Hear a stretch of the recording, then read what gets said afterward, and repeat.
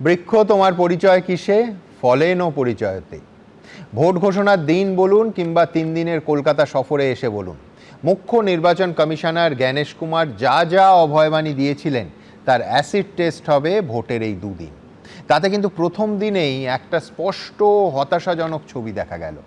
আমরা কি আশা করেছিলাম যে এসআইআর প্রক্রিয়ায় প্রথমেই যে 63 লক্ষ নাম বাদ গেল, তাতে অন্তত মৃত ভোটারদের মর্তে ফিরে এসে ভোট দেওয়াটা আটকানো যাবে।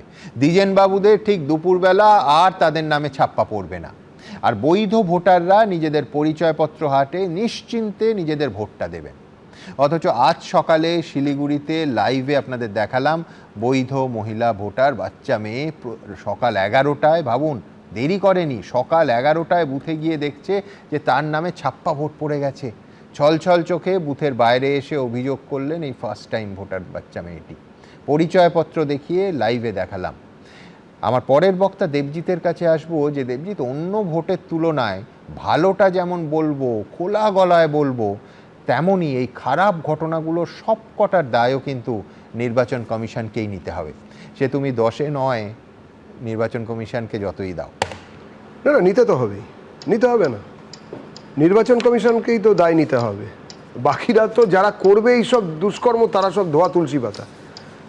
গত 34 বছর, তারপরে 15 বছর, প্রায় 50 বছর ধরে পশ্চিমবঙ্গের বাঙালি এই অত্যাচারের ধারাবাহিকতা দেখে 72 একটা মিথ হয়ে গেছে। সেটা তো সৌমদের সরকারের সেইটা দেখিয়ে 34 চালালো, আবার 34 দেখিয়ে 15।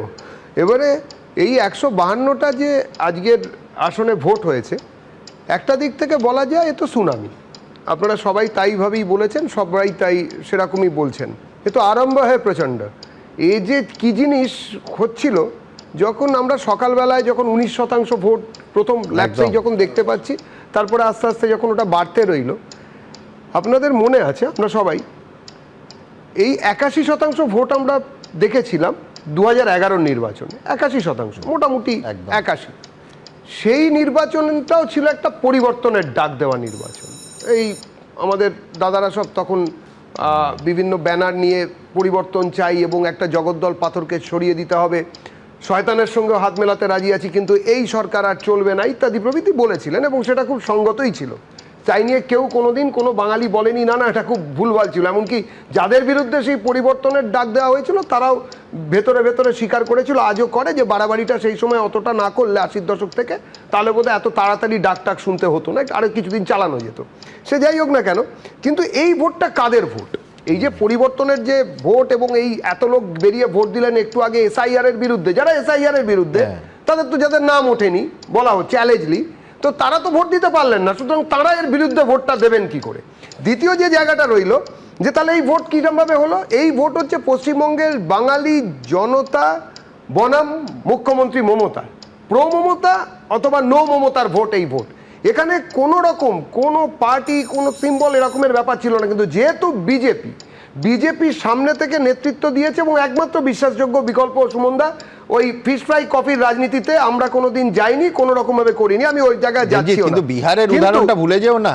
আমি বলছি যে ভোটের শতাংশ বাড়লো, আলটিমেটলি ভোটের পার্সেন্টেজ, শুধু যদি মহিলা ফ্যাক্টর দেখো, বিহারে 10% মহিলা বেশি ভোট দিয়েছিল, এবার পুরোটা শাসকের পক্ষেই গেছিল। দাদা, তোমাদেরই সরকার, পশ্চিমবঙ্গটা বিহার নয়।